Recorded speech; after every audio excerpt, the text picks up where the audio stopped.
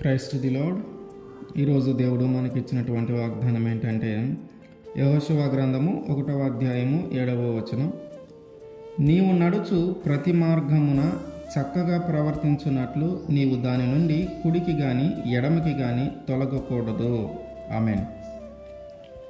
మన జీవితంలో ఎదురయ్యే సమస్యలను బట్టి కానీ, మన జీవితంలో మనం అనుభవిస్తూ ఉన్నటువంటి నిందలను బట్టి కానీ, మన జీవితంలో మనము పడుతున్నటువంటి కష్టాలను బట్టి కానీ, ధైర్యము కోల్పోయినటువంటి పరిస్థితిని బట్టి కానీ, దేవుని మార్గంలో చక్కగా నడుస్తూ ఉన్న మనము వీటన్నిటిని బట్టి కుడికి కానీ ఎడమకి కానీ తొలగిపోకూడదు. దేవుని మార్గంలోనే చక్కగా నడవాలి.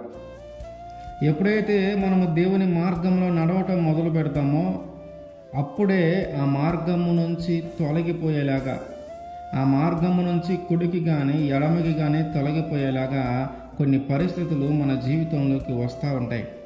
కొన్నిసార్లు శ్రమల రూపంలో వస్తాయి, కొన్నిసార్లు నిందల రూపంలో వస్తాయి, కొన్నిసార్లు కష్టాల రూపంలో వస్తాయి, కొన్నిసార్లు ధైర్యం కోల్పోయే పరిస్థితులు వస్తాయి, కొన్నిసార్లు ఆనందం రూపంలో కూడా వస్తాయి, కొన్నిసార్లు ఆహారం రూపంలో కూడా వస్తాయి.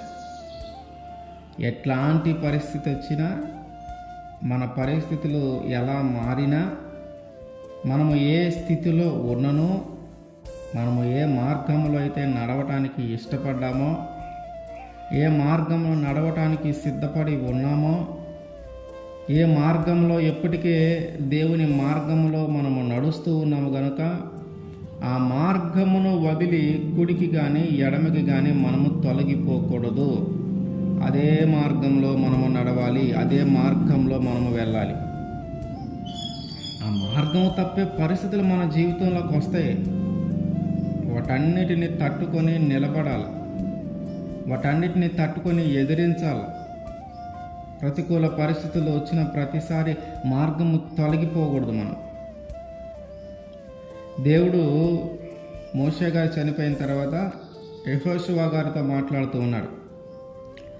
యెహోషువని, నువ్వు ధైర్యంగా ఉండు, నువ్వు జడియొద్దు, నువ్వు భయపడొద్దు, నేను మోషేకి తోడైనట్టు నీకు కూడా నీకు తోడుగా ఉంటా, కాబట్టి నువ్వేం దిగులు పడొద్దు, నువ్వు ధైర్యంగా ఉండు, నిబ్బరం కలిగి ఉండు.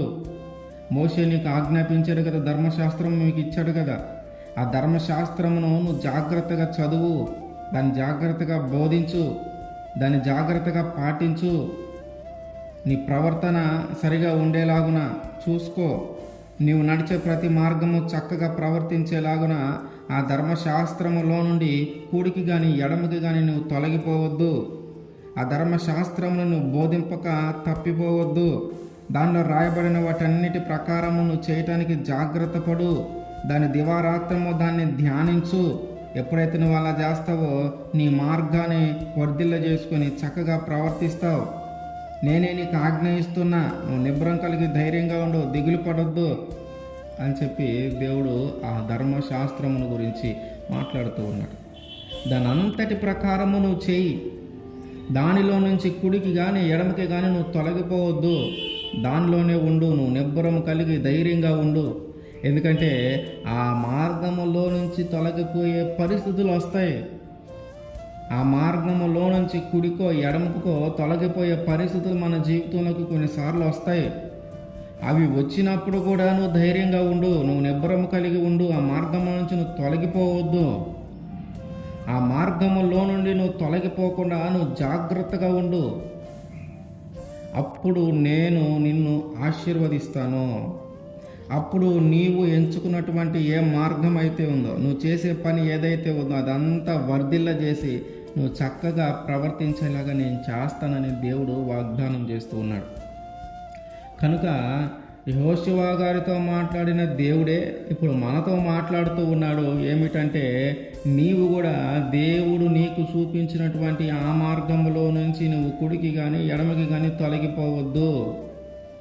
దేవుడు చెప్పినటువంటి మనకిచ్చినటువంటి ఆ ధర్మశాస్త్రము, మనకిచ్చినటువంటి ఆ బైబిల్ని దివారాత్రము దానిని ధ్యానించి దాని నుంచి కుడికి కానీ ఎడమకి కానీ మనం తొలగిపోకూడదు. మనము నిబ్బరం కలిగి ధైర్యంగా ఉండాలి. ఎందుకంటే ఆ తొలగిపోయే పరిస్థితులు మన జీవితంలోకి కొన్నిసార్లు వస్తాయి. ఆ తొలగిపోయే పరిస్థితులు మన జీవితంలోకి వచ్చినను మనము తొలగిపోకూడదు. నిబ్బరం కలిగి ధైర్యంగా ఉండి ఆ మార్గములోనే నడవటానికి సిద్ధపడి ఆ మార్గంలోనే నడుస్తూ ఉండాలి. ఆ మార్గంలోనే మనం ఉండాలి. అప్పుడు ఆయన మన మార్గమును వర్ధిల్లజేసి మనం ఆశీర్వదింపబడేలాగా చేస్తాడు. కనుక మార్గము తొలగిపోయే పరిస్థితులు కానీ మన జీవితంలోకి ఉంటే నిబ్బరం కలిగి ధైర్యంగా ఉండండి. దేవుడు మన మార్గమును వర్ధిల్లజేసి ఆ మార్గంలో మనం చక్కగా ప్రవర్తించేలాగున, ఆ మార్గంలో మనం చక్కగా నడుచుకునేలాగున ఆయన మన జీవితంలో దానిని జరిగిస్తాడు. ఆమేన్.